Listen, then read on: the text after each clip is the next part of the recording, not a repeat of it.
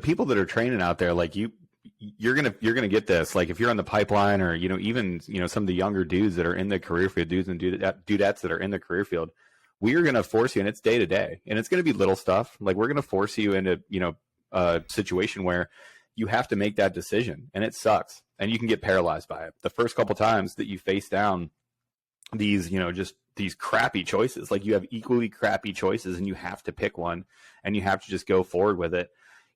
That it's going to happen, and it's going to happen at scopes that are bigger and bigger and bigger through your career, and it's inherent upon you to figure out how to deal with that.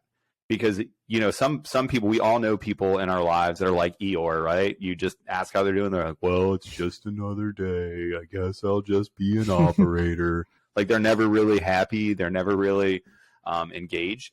Like we just can't be those people. So we, even in all of these things, we try to keep it at a level of like, okay, I accept what it is. The situation is, and Peaches, you put it perfectly, sometimes it just is what it is. Like this situation sucks. It just is what it is. We're just going to have to power through it and do the best that we possibly can on the back end. And there's more important things to be done, most importantly. For us here on the podcast is, well, why are you guys so positive all the time? Or why don't you guys talk about the bad things? Because there's bad things everywhere, man. If you focus on the bad things about this world and the things that are going on, and even inside of our small little globe of, Air Force Special Operations, are there bad things? Are there leaders that need to do a better job? Are there people that need to? I was wondering where you were going with that. I was like, it was close. He's going to call for some retirements. He's like, are there leaders that need to get out? Yeah. It was so close. And I'm so glad. I'm so glad that you guys were here for it. But that's a great example of like, I'm not going to blow my leadership up on here by dropping a name just for some clicks, because that's not the point. That doesn't help. It doesn't do anything. It may make me cool in the moment, and I may get some clout for it, I guess. But that doesn't help us win. That doesn't help us go forward. That doesn't move the ball forward. That's what we're here to do. That's what I'm trying to do, just in my little scope as a PJ, as an op soup, as whatever I'm supposed to be, a senior NCO. I just want to make my area better, and then I want to help other people make their areas better. Because if we're all doing that, then all of a sudden you have a great organization. Yeah, well, and you're talking about sphere of influence, right? And I think right. People tend to work outside of that sphere of influence, especially in social media. And what you see is someone's sphere of influence will outpace their experience and knowledge. So like if I'm talking to somebody and they're working way outside my sphere of influence, knowledge, and experience, I'm not going to be, I want to know. I want to know what's going on. I want to have a conversation about like why they're making those decisions. I need to be educated, obviously.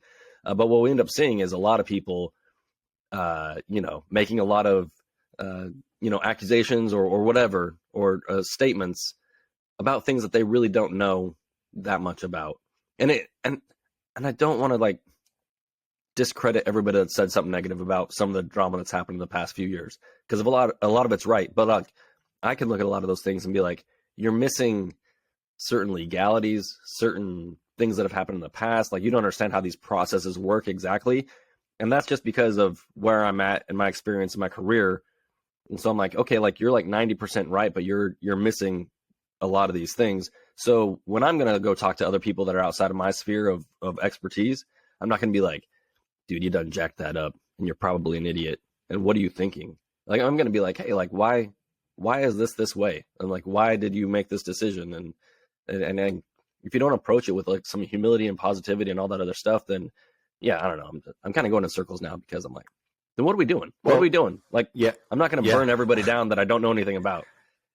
Well, and people do not think their actions through, right? Like this stuff takes it. Like I have a 72-hour rule now where something happens and I just wait 72 hours to even comment on it. And then usually by then I don't even want to address it. I just wait.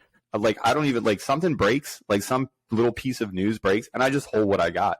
Because people don't understand the second and third order consequences of their actions. And there's a million things, like just in this last year. I don't know if you guys are tracking, but AFSOC went through a little drama in the last year and a half.